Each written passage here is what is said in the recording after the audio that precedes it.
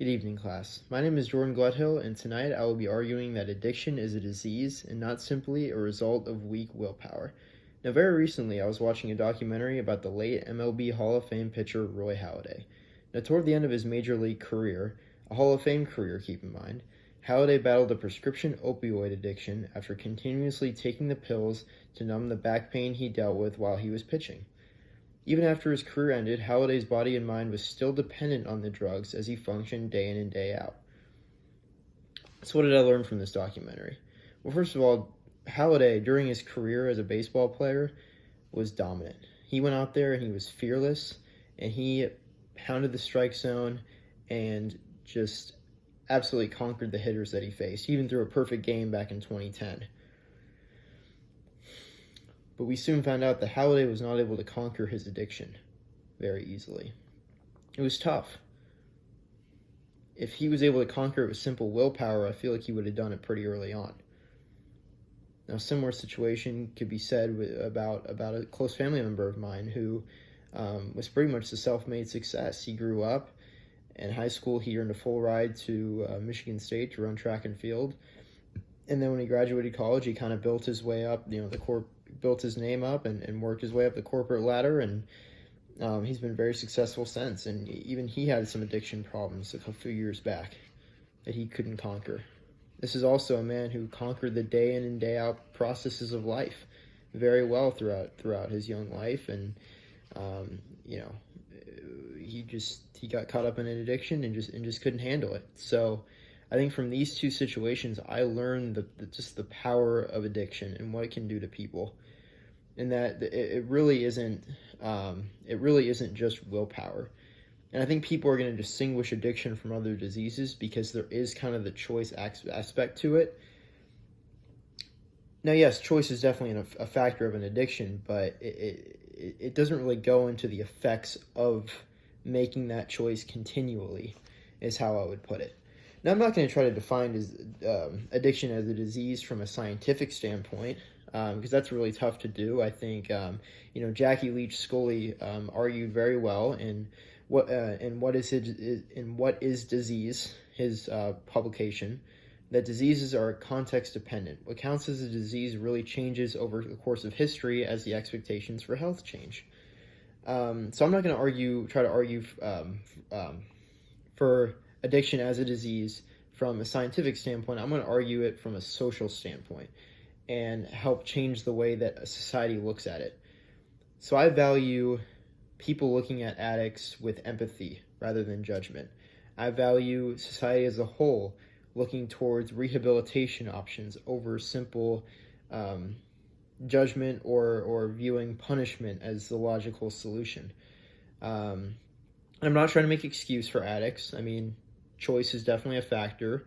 However, like I said, it does not go into the deep effects of it.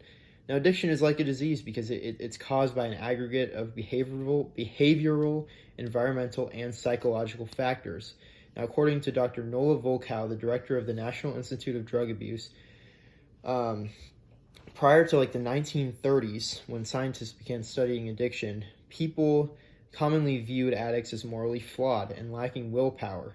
And it really took these scientists to begin researching addiction to learn the true effects of it and how it really can change the mind.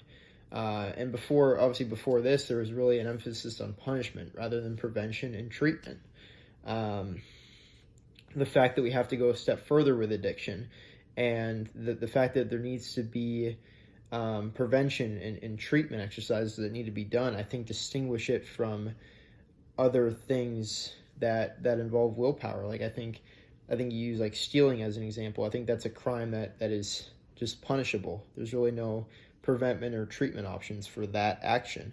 But for addiction, which is a psychological disorder, there are treatment options to improve that. So I think my first argument is it's caused by an aggregate of behavioral, environmental, and psychological factors.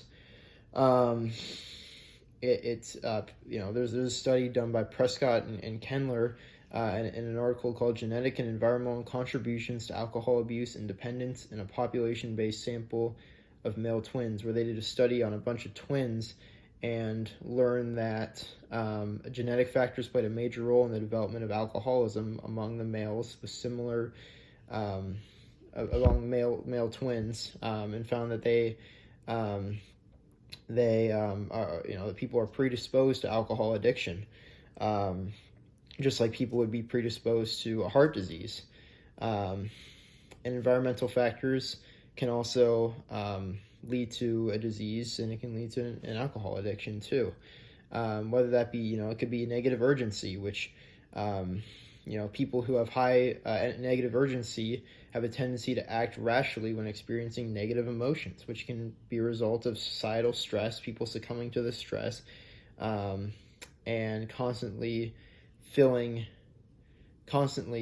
whenever the stressful times hit, their brain is constantly telling them, okay, go get the pill or go get the drink. And that obviously, as you get further down into the addiction, it gets easier and easier to go to that action.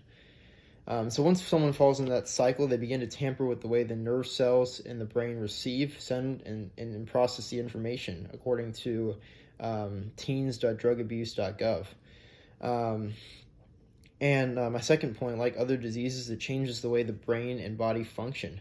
The American Society of Addiction and Medicine defines addiction as a primary chronic disease of brain reward, motivation, and memory and related circuitry. Dysfunction in these circuits leads to characteristic biological, psychological, social, and spiritual manifestations. So basically what I get from that is an addictive substance or action overstimulates the reward function of the brain. It causes dysfunction in the brain, just like a heart disease would cause dysfunction to the heart. An alcohol addiction or an addiction of any kind will cause dysfunction in the brain as you continually repeat that process. And just like other diseases, it has signs and symptoms, and it can cause harm. It causes continually harm, and ultimately people can lose control of themselves when they fall into addiction. And that leads me to my third point, that people need to recover and rehabilitate from the addiction. It's not simply, I'm going to stop doing this, or okay, like a normal crime. I made a decision to steal. Okay, I'm not going to steal anymore because I was punished for it, right? With addiction, it's different because it goes deeper. It's psychological, and there needs to be recovery and rehabilitation. And I think ultimately my argument in this speech was to prove that addiction it's much deeper than simple willpower. And I think people in society need to look at it differently. I think people in society need to be more sensitive to that and need to empathize with those people rather than simply judge their choices. Because I was a judger. When that close family member of mine began struggling, I judged.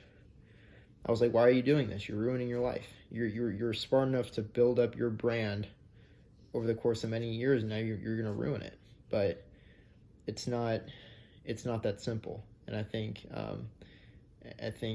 that's why I'm trying to prove that addiction is a disease from a social standpoint, that we need to look at it like one, whether it's a scientific disease or not.